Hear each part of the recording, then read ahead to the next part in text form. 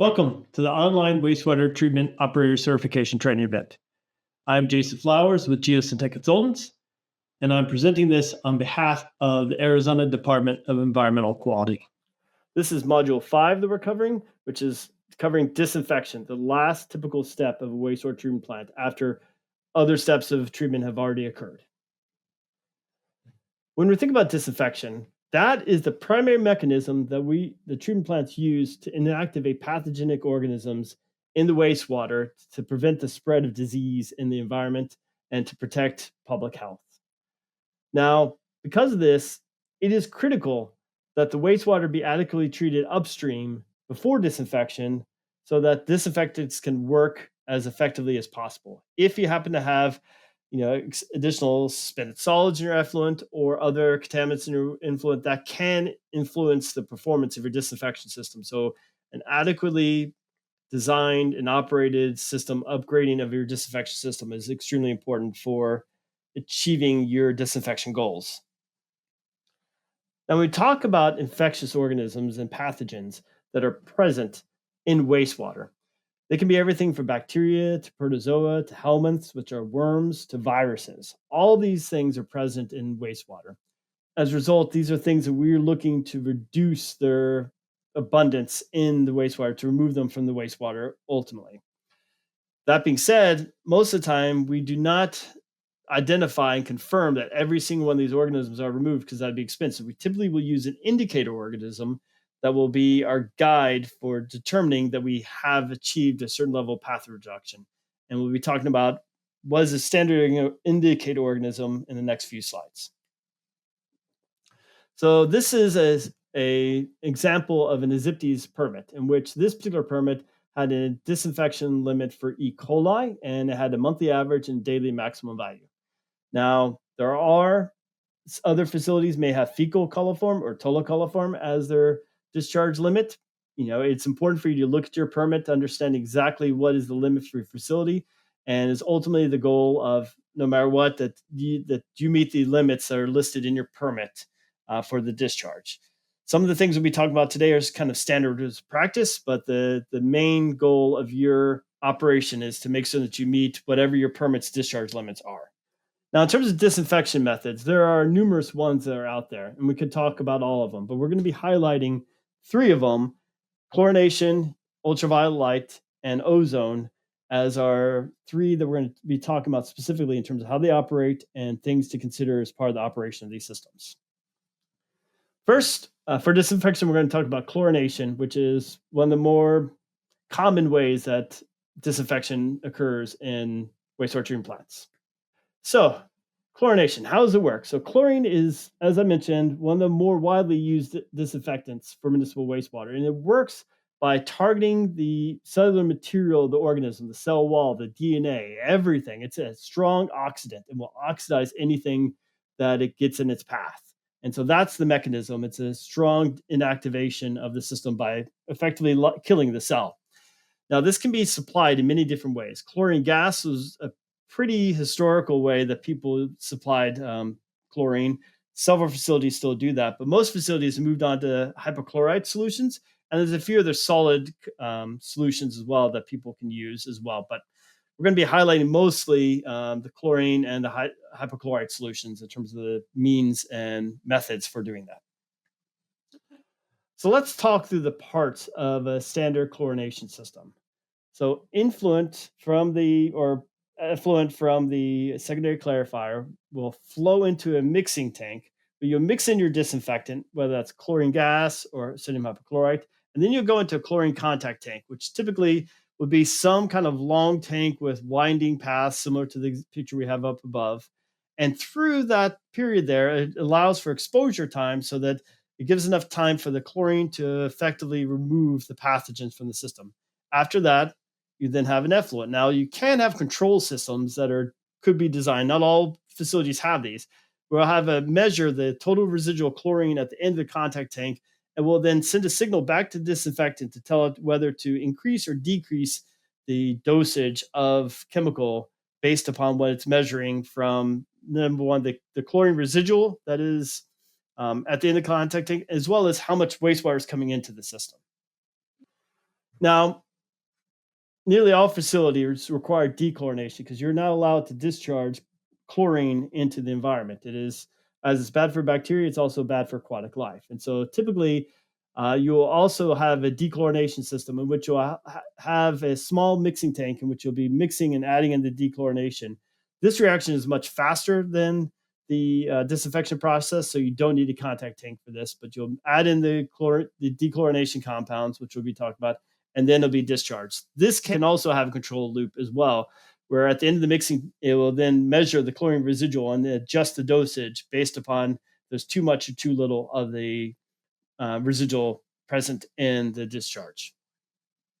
So we're going to walk through kind of how chlorine gas, when injected, the different changes that occurs with the chlorine and how it ultimately forms a oxidizing agent that is used to react um, with the bacteria to and the pathogens to inactivate them.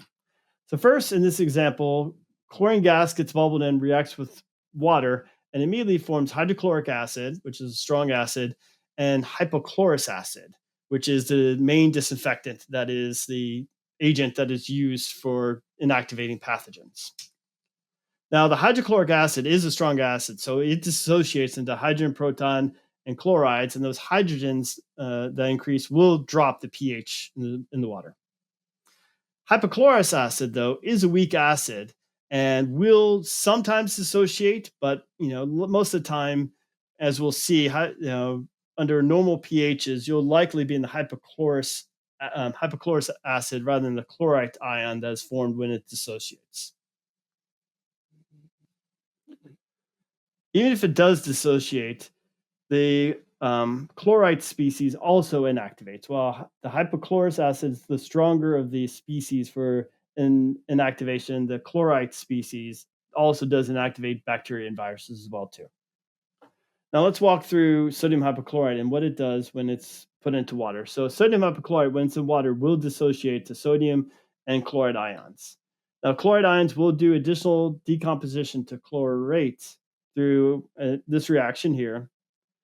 And then the chloride ion also decays through a couple other different reactions to form different species. Once again, we've got some of chlorite, but all these different species are available to inactivate bacteria and viruses as well too.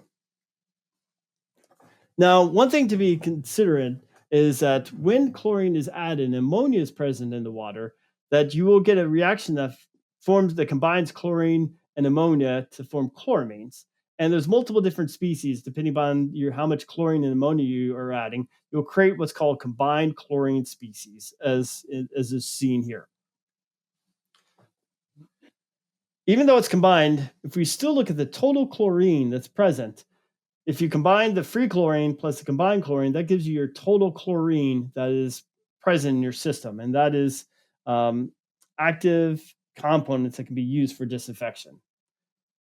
Now, one thing to note is under standard chemistry terminologies, we'll always refer to these species, even though you have different chloramines and hypochlorous acid, we always refer these to milligrams per liter of chlorine gas as a standard in terms of the analysis for this.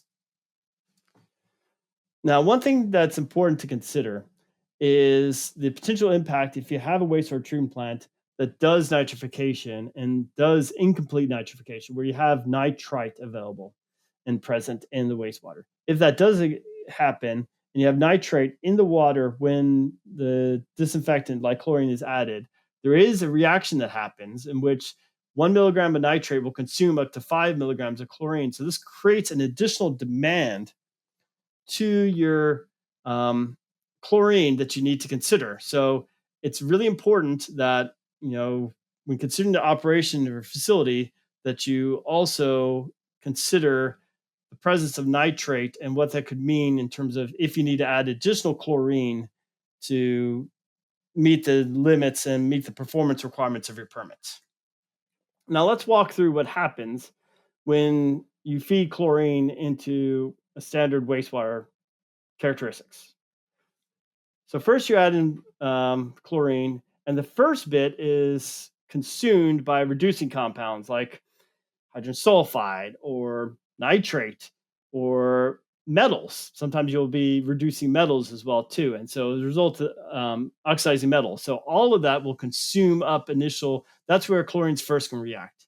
Then, if you happen to have some ammonia in your water, it will combine first with the ammonia to form chloramines, and that will combine up to a certain point. And then, once you exceed the molar ratio of chlorine gas to ammonia of one, then you're going to go to unstable portion where the additional chlorine that you're at is going to react with those chloramines and ultimately destroy a lot of them. And then you get to a certain break point at which any additional free chlorine you add is free residual that will be formed. And those are the main zones that you'll have in terms of your addition of chlorine. For design of a chlorine system, ADQ requires that a 2 milligram per liter chlorine residual be present at the end of your chlorine contact tank after design retention times based upon different flows. So, under peak flow conditions, you must have a minimum retention time of 15 minutes in your chlorine contact chamber. And under average daily flow conditions, 60 minutes of retention time is required. And by the end of each of these times, you should have at least 2 milligrams per liter of chlorine residual in your effluent before dechlorination, of course. Now, when we look at the distribution of chlorine when it's dissolved in water, which is in the form of hypochlorous acid or hypochlorite, as I said, this ultimately changes based upon the pH, whether you're in the hypochlorous acid or the chlorite species. And as you can see, at pH of 7, your 80% of your molecules are going to be in the hypochlorous acid. As your pH increases, though, you're going to get more of the chlorite species. Now, while both these species are able to remove pathogens, hypochlorous acid is more effective. So having a pH right around 7 is not a bad place to be in terms of being effective with your disinfection process. But that being said, if you're a little bit higher than that, you still have chloride ions, which is a disinfectant. It can still do inactivation of pathogens as well. Let's walk through a simple example of what the chlorine dose would be required for a system in which your total demand for chlorine is 0.4 milligrams per liter, and the intended free chlorine residual you want to have is 2.2 milligrams per liter. Well, this is using this simple equation of the chlorine dose is equal to demand plus target residual. In this situation, chlorine dose would be 0.4 milligrams per liter, which is the demand that is inherent, plus also 2.2 milligrams per liter for the free residual, which give you a chlorine dose of 2.6 milligrams per liter. So let's walk through what your feed rate needs to be for sodium hypochlorite to meet a target chlorine concentration dosage. So say you've got a flow of your wastewater treatment plant, a certain MGD, times the target concentration you're looking for, multiply that by 8.34, and you'll divide that by the strength of the chlorine that you want to feed, times the specific gravity of the chlorine, times 8.34, and that will tell you what you need. So let's walk through this equation example. So the top part calculates the pounds of pure chlorine that you want to feed. By dividing by the percentages strength, that provides the weight of the sodium hypochlorite that is needed. And the portion on the right of there is the weight per gallon, effectively. So by multiplying the specific gravity of the solution times the weight of water, that tells you the density of the solution. And when you look at the percent strength of the solution, that's typically in mass per mass. So then you know of how much of the liquid that you're feeding, based on its density, how much of that is actually sodium hypochlorite. One thing to note, though, is that because you have 8.34 on top and bottom of the equation, you can get rid of that. And so the actual equation that you'd use to solve for this would be this equation, which is just the feed rate is equal to flow times the target concentration divided by the percent strength of the feed solution times the specific gravity of that feed solution. So let's walk through an example calculation in which your feed solution is pretty standard, 12.5% sodium hypochlorite. The specific gravity of that solution is 1.2. And the flow of the plant is 500,000 gallons. And the intended dosage is 0.9 milligrams per liter. Obviously, a little bit lower than what you typically would do, but for this example, we're going to walk through this. So the weight of the sodium hypochlorite is 1.2 times 8.34, since 8.34 is the weight of water, and the 1.2 means that the weight of the sodium hypochlorite is 1.2 times the weight of water. So it gives us a 10 pounds per gallon is the weight of our sodium hypochlorite. Now, the percent strength, as we mentioned before, in this example is 12.5%, which is a kind of a standard strength for sodium hypochlorite, which means for every 12 pounds of pure chlorine, there's 10 pounds of solution in this particular example here. So now let's go ahead and plug this information into this formula. So the feed rate, as I said, is 0.5 times 0.9. Divide that by 0.125, which is the 12% sodium hypochlorite solution, times the 1.2, which is specific gravity. Now, we could have the 8.34 to convert that to the actual weight of the water, but because 8.34 is at the top, which we canceled out earlier, we can ignore that. So using this simple equation right here, just these numbers here, we determined for this situation, we need to feed in 3 gallons per day of 12.5% sodium hypochlorite to meet our chlorine dosage of 0.9 milligrams per liter. So let's walk through some of the advantages of chlorine. Number one, it's obviously well-established technology. It's been used for decades now at this point. Now, I would say historically it's been more cost-effective than UV. Those numbers are changing a little bit, but I think there's an argument for certain situations that's true. And ozone disinfection definitely is more cost-effective than that. Chlorine disinfection is reliable and effective against a wide range spectrum of pathogens, and also the benefit of chlorine as well too, because it's a strong oxidant. It can get rid of any odors that's in your wastewater as well too. Now, the one problem with chlorine, of course, is that you do need to dechlorinate because you cannot discharge free chlorine into the receiving stream or the groundwater. So as a result of that, you do need to dechlorinate. And the typical discharge limits for total residual chlorine is right around 9 to 18 micrograms per liter is the typical limits that we're looking at for that. Typical ways that you can dechlorinate is using sulfur dioxide gas. That was typically used more frequently with chlorine gas.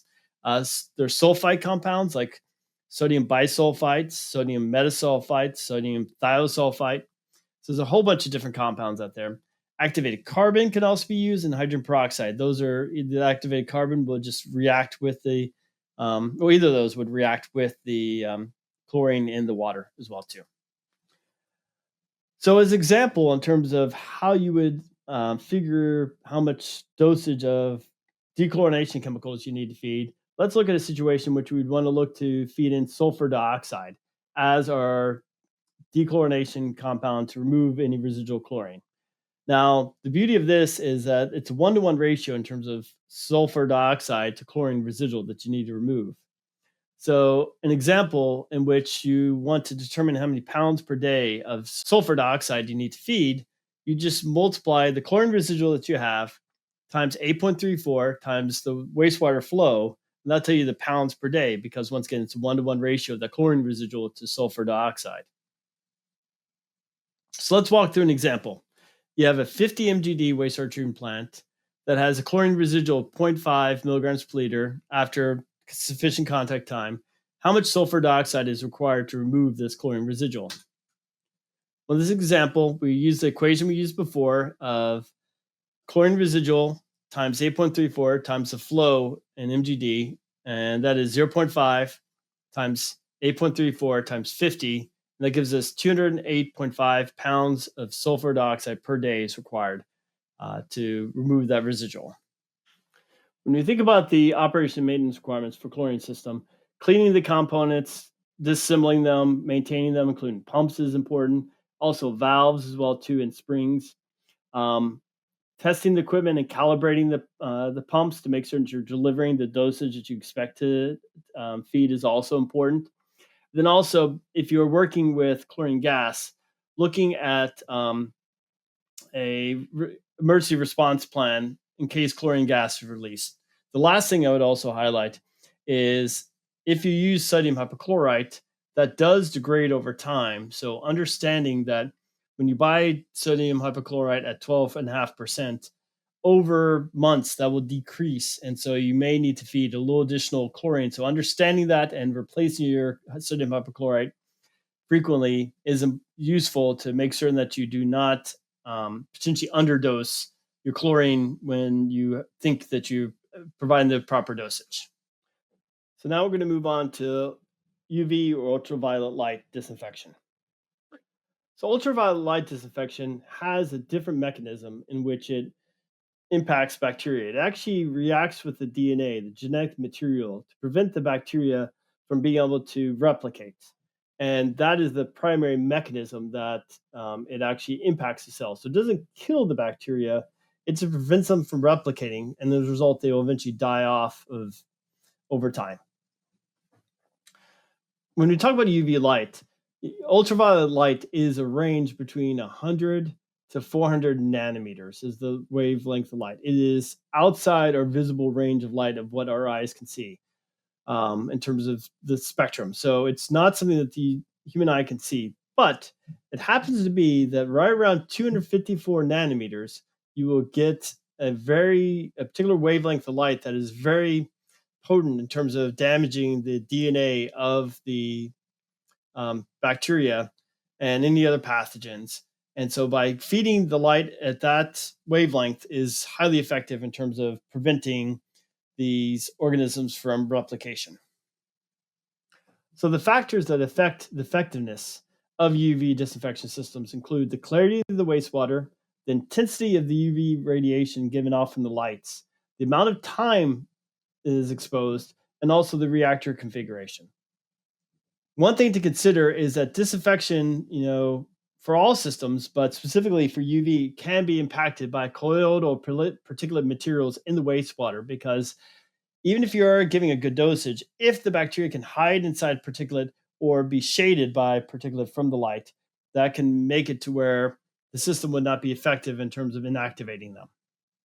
So let's talk about the components of a UV disinfection system. This is an example of an enclosed UV system that's under pressure as compared to a open channel type installation, which we'll be talking about next. In this installation, water is pumped into a reactor vessel, which houses the UV lights, and then the water flows through the reactor where it reacts with the light and will disinfect the organisms. Now, to protect the bulbs, they're housed inside sleeves that these are silicone sleeves that are clear that allow the light to pass through, but do not expose the bulbs to the water. Now, because these sleeves are hot and there's chemicals in the water, you can get fouling occurring. And so typically these systems will have a wiper mechanism on the outside of the sleeve that will help clean the sleeves to prevent fouling material to show up on there, because as that appears, you get less transmittance of the UV light to the water and can impact performance. In addition, there's a ballast and electronic controls that control the light intensity that's in there. And frequently, you also have a UV intensity sensor that will track the strength of the UV light being supplied, that will help to kind of dial in what the power requirements are. And then sometimes you also have a UV transmittance monitor that will monitor the clarity of the water too, to make sure that there's no additional particles in there that maybe would need to be considered to adjust the amount of UV dosage you need to supply. So here's a couple of different examples as well. So we have the contact type, this is an example of similar to the enclosed type reactor, in which the water flows around the UV sleeve and the bulbs inside the sleeve, and it exposes the water to the light through the sleeve effectively.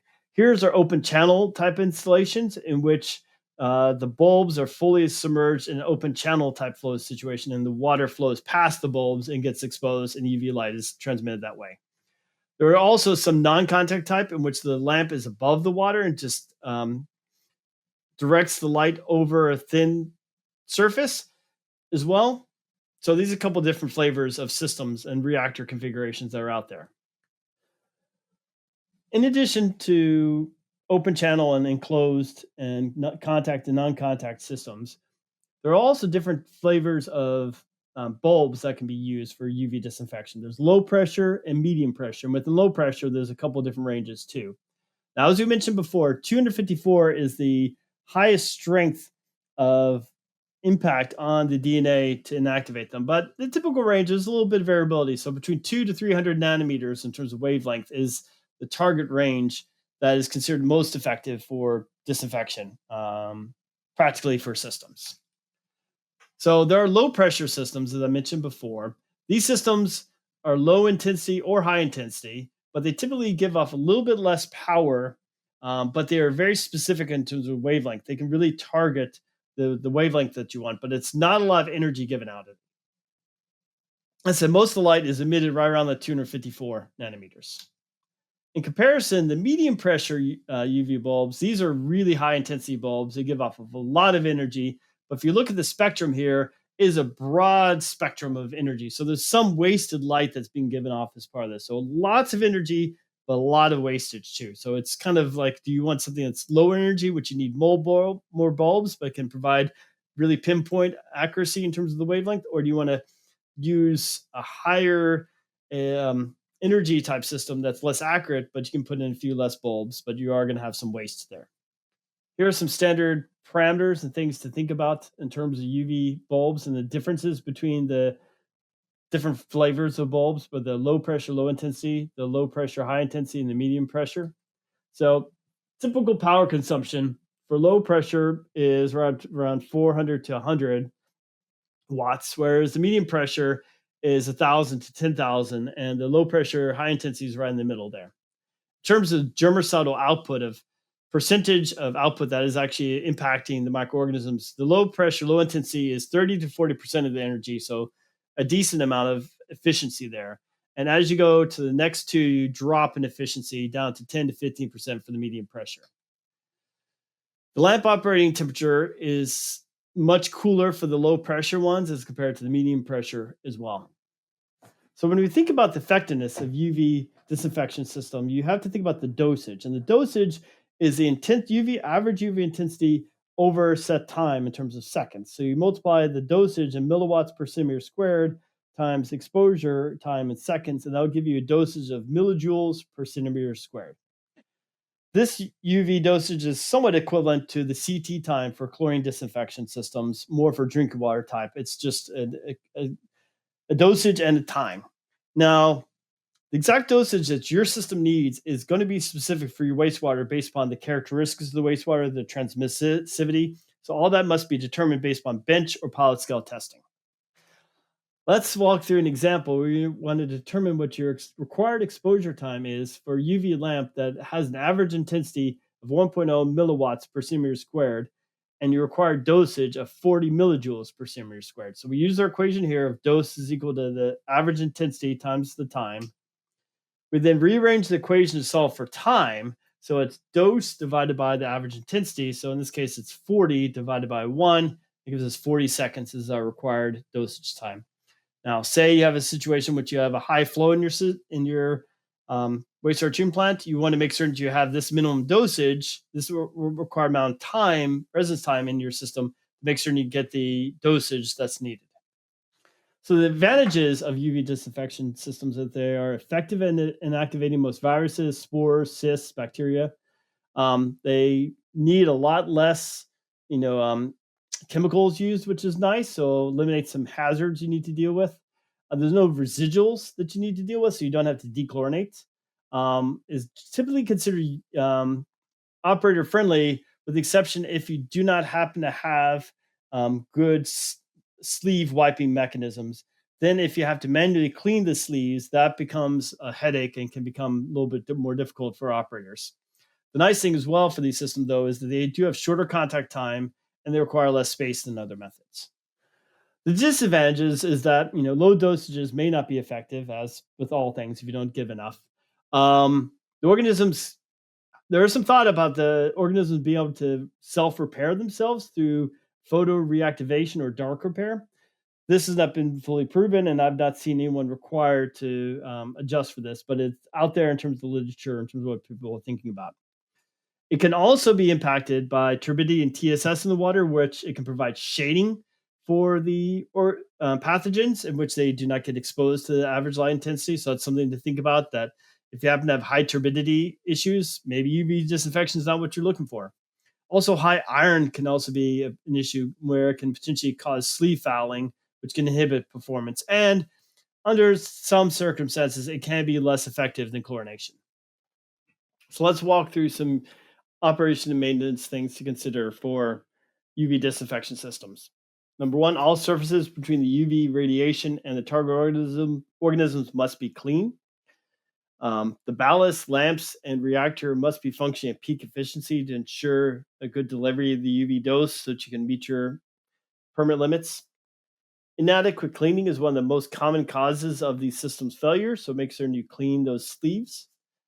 Cleaning can be done through citric acid, although other cleaning agents such as mild vinegar solutions also work.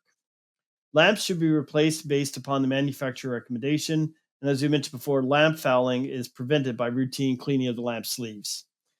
Um, Cleaning frequency is determined based on the characteristics of your wastewater, so the iron content and other compounds, something you'll need to figure out. And then operating procedures should be set up to reduce the on off cycles of lamps since the efficiency is reduced with repeated cycles.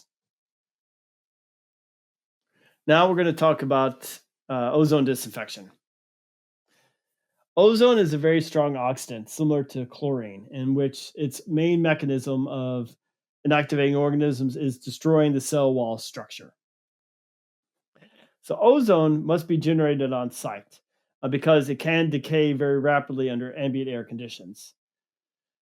The main mechanism that's generated is through photochemical, electrolytic, and radiochemical methodologies, in which oxygen passes through a reactor in which it's exposed to a strong electrical current, which point the oxygen then gets converted to ozone. And that is the way in which it's formed. And then once the ozone comes out the other end, is fed to the reactor for disinfection. So similar to chlorine, you have a production system, feed gas preparation system, which you'll either store oxygen or produce oxygen, or do an air oxygen treatment type system, and then feed that through an ozone generator where the ozone is generated, and then you have an ozone contact basin in which during that time period the wastewater reacts with the ozone for disinfection, and eventually then the wastewater is discharged. Now you will have some off gases because we are bubbling in a gas, and so those off gases must be captured and destroyed before release, because otherwise it would create an unsafe environment right around the ozone contact basin. The effectiveness of the ozone disinfection depends upon the susceptibility of the target organisms, the contact time, and the concentration of the ozone. The main process controls is your dosing, your mixing, and your contact time. The advantages of ozone is it's more effective than chlorine destroying viruses. The contact time required for it is between 10 to 30 minutes only. There's no harmful residuals that need to be removed, like dechlorination process required for chlorine. And it can also elevate the oxygen content in your effluent. So, in case you happen to have a requirement for dissolved oxygen content in your discharge, this would eliminate the need for a reaeration system. The disadvantages is that low dosage may not be effective, just like all other systems. Ozonation is more complex than chlorine and UV in a lot of ways because you have to generate this on site. Ozone is not economical with wastewater with high levels of TSS, BOD, or COD because it will react with those. And so it creates an additional demand that needs to be overcome. Ozone is also extremely irritating and possibly toxic off gas, so it must be managed. The treatment costs can be relatively high, and it can cause formation of disinfection products such as bromate. Certain operation and maintenance things to consider is the operator must check for leaks routinely because small leaks can create ambient ozone conditions that are unsafe. Also, if the concentration gets too high, right around 50 grams per cubic meter, this can create an explosive environment. You must operate the ozone generator within its design parameters, and you want to regularly inspect and clean the ozonator, air supply, dielectric assemblies, and monitor the temperature of the ozone generator as well too. You want to maintain the required flow of generator coolant, and you also want to monitor the zone for the gas feed as well as part of this operation too. So we'll wrap up on disinfection. Some safety considerations to think about each one of these. With chlorination, all forms of chlorine are highly corrosive and toxic. Storage and shipping of them is generally considered a little bit hazardous, and there are certain regulations associated with them too. With UV disinfection, they're considered relatively safe, but you must protect yourself from the UV light itself. And also, disposing the bulbs does have mercury in them, so it's something to consider in terms of the disposal.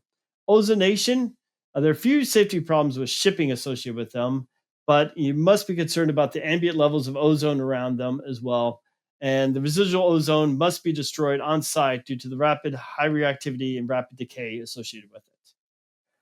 Some basic design criteria you think about for at least comparing chlorine dosage and ozone dosage is the in terms of the typical chlorine concentration and ozone concentration. There's a few differences here in terms of the numbers, but they aren't too far off in terms of what you would think about for different effluent waters that you'd want to consider treating. In terms of other additional criteria, the retention time is longer for chlorine than for ozone, but the general channel velocities are about the same that you want to consider for these systems. And with that, that is the end of treatment process number 4, disinfection. I want to thank you for listening to all these modules. I also like to thank Arizona Department of Environmental Quality for helping to put this on, and have a good day.